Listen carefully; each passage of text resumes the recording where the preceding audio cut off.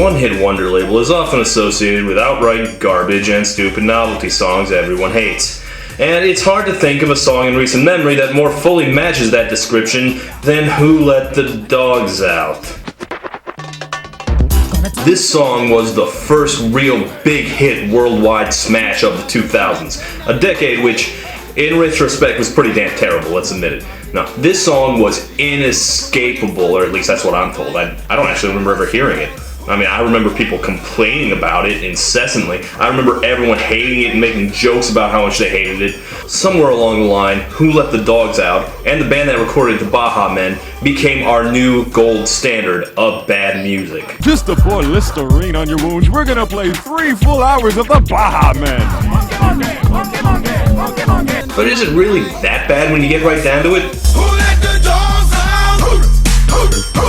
Now, surely, out of all bands that I could cover, the band that produced Who Let the Dogs Out can't be considered anything but a bunch of gibbering idiots, right?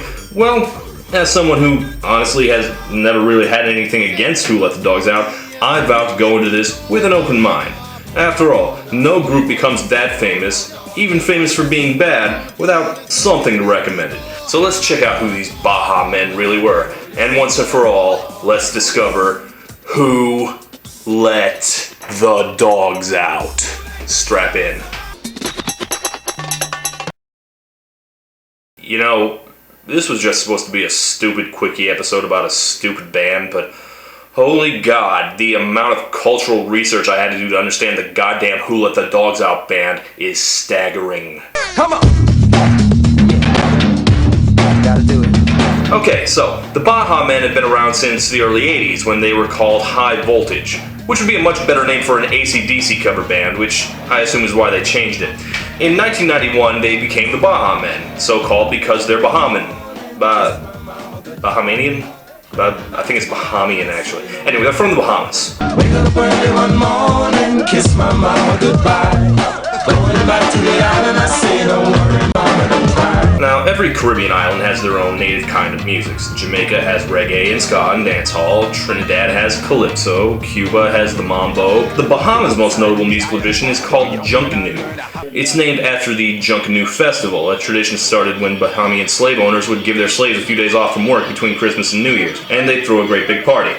Eventually, this became a huge parade like Mardi Gras or Carnival, and it's an annual tradition in the Bahamas. The music played during the Junkanoo Parade became its own genre, and it's very much related to other Bahaman music genres like rake and scrape and goombay, and those are the styles that the Baha Men drew on for their first album. Now this is some real island stuff here, alright? But the Bahamas are also basically half between the Caribbean and the United States, so the Baha Men have always been strongly influenced by American music too. Most of their first albums is modern updates of accepted Bahamian classics that you have never heard of.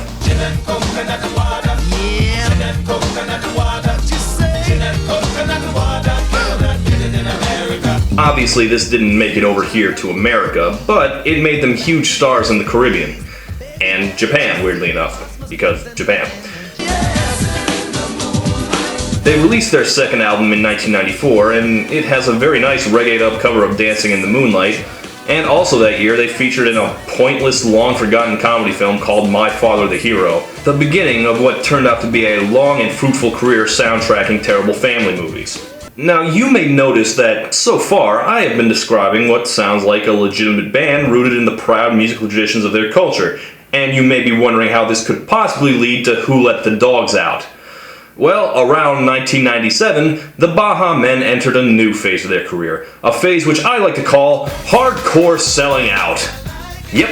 Okay, you see this guy? His name's Steve Greenberg. He's a music executive and producer. Mostly he's responsible for music like this. And this. He's the guy who discovered the Baha Men originally, and around 1997 he gave them a nice, happy, acceptable for 4-year-olds pop makeover, and also some touring slots opening for Hanson. Not coincidentally, around this time the original vocalist also decided it was time to quit the band. He went to go be a backup singer for Lenny Kravitz. And he got replaced by his nephew and 2 other new guys, all of whom are way younger and thus brought a new style to the group, one more focused towards, the hip new sounds all the kids were listening to. So yeah, they went full-on teen pop. And it's not like the Baha Men were ever making any dirty gangsta reggae in the first place, you understand? No, they sold out hard.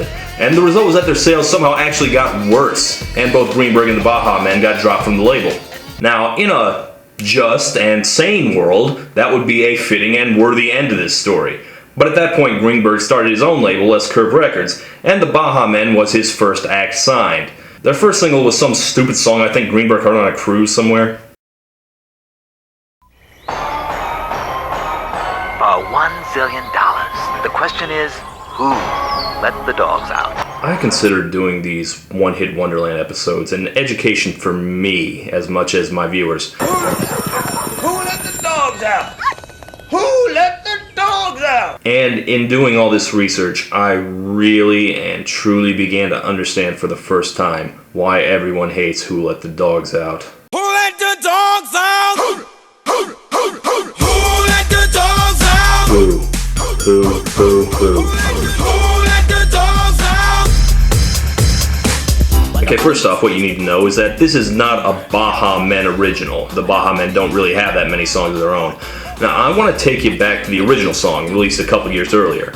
It was called Doggy by Trinidadian singer Anselm Douglas. Who let the dogs out? Who let the dogs out? Honestly, it doesn't sound all that different from the Baha Men version that you know and love, but listening to it, I discovered something I didn't actually realize before. A doggy is nothing if he don't have a bone. Oh, doggy, hold your bone. Hey, a doggy is nothing if he don't have a bone. Holy crap, this song is about sex. Who let the dogs out? Yeah, when they say dogs, they mean horned dogs, as in dudes, crashing your ladies' night, drooling, barking dogs. You could listen to Who Let the Dogs Out 1 billion times and never pick up on any sexual undertones. I think that, more than anything, demonstrates why Who Let the Dogs Out grates on people. It's cheap, overpolished, and annoying. It's the Kids Bop version of the original, basically. As far as anyone knows, this version may as well just be literally about dogs. A doggy is nothing if he don't have a bone. Oh, doggy, hold your bone. It didn't even chart that high. It only reached number 40, which is weird for something that ended up such a huge pop culture touchstone.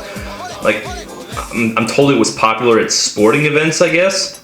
I lived many miles away from any major sports team, so I never heard it.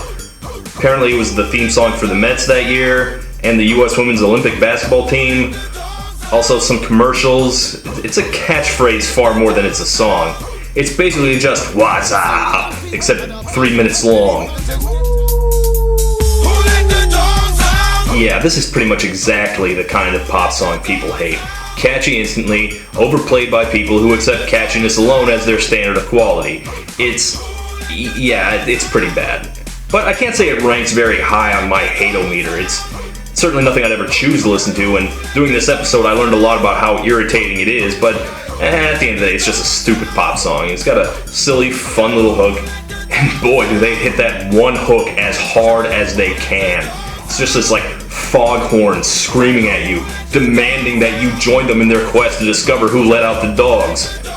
Yeah, sing it with me. Who let the dogs out? Woof, woof, woof. Say woof. Say woof, doggy. Say woof. Say it. Useless.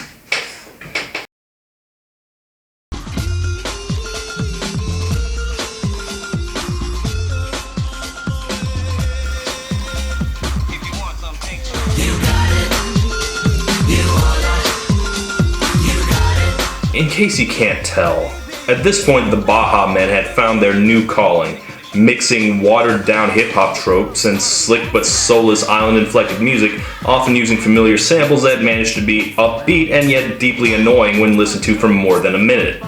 Or in other words, they became the Caribbean Black Eyed Peas.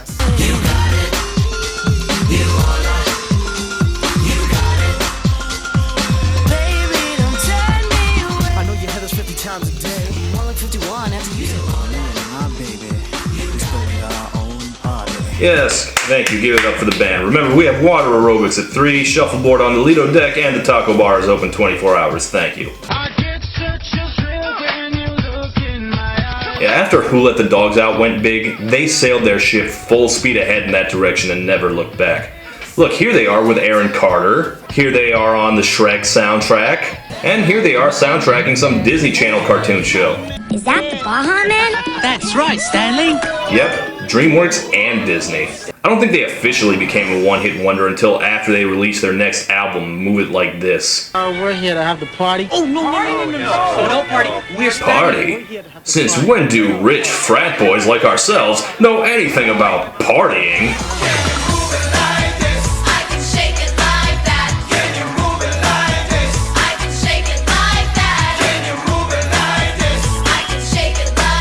Black Eyed Peas of the Caribbean. I don't think there's anything more to say about it. Way, way, way too much. For a band that never really had another hit, they kept popping back up in pop culture, mostly on the backs of terrible, terrible family movies. Garfield the movie, Disney's Around the World in 80 Days, and my personal favorite, a cover of Elton John's Crocodile Rock from the Crocodile Hunter movie. When it comes to the movie, The Crocodile Hunter's Collision Course, Crocs rule. But when it comes to the music, the Baha Men rock. Woohoo! Oh my crikey! It's Friday night. Just grab a rock, yeah. Hold on tight, man. Rockin' was the way to put things right. You would not have known about that if I didn't just show that to you. You're welcome. Look, they became a children's group at this point, like the Wiggles or Raffi. Yeah, they showed up over and over again covering Disney songs because that's what they do now. Oh, and also I would be remiss if I didn't share with you this masterpiece, their cover of Harry Nilsson's Put the Lime in the Coconut. Put the lime in the coconut and drink it all up. Put the lime in the coconut and drink it all up. Put the lime in the coconut. This should not exist. They released their last album in 2004. I can't really tell if they're still together or not. They released a grand total of 2 other songs over the past 9 years. Maybe they're hiding out of shame. But they're still basically the premier group of the Bahamas. The Bahamian culture industry has apparently produced jack squat since Who Let the Dogs Out came out, so there's nothing really to replace them. Paul tells me that when he went to the Bahamas, the Baha Men were pretty much all they played. In a better world, they would be famous for things other than what they're famous for. Who let the dogs out? And look, they tried being authentic and respectable, got them nowhere. You can't blame them for cashing in when they did. But yeah, the Baha Men were a worthwhile group once, then they made their Faustian bargain and became the walking punchline they are now. I don't hate Who Let the Dogs Out as much as its reputation suggests I should, but yeah, no, I'd really rather not. Isn't that right, puppy? Who wants to go for a walk? Who wants to go out? Who's so cute? Okay, let's take you out, puppy.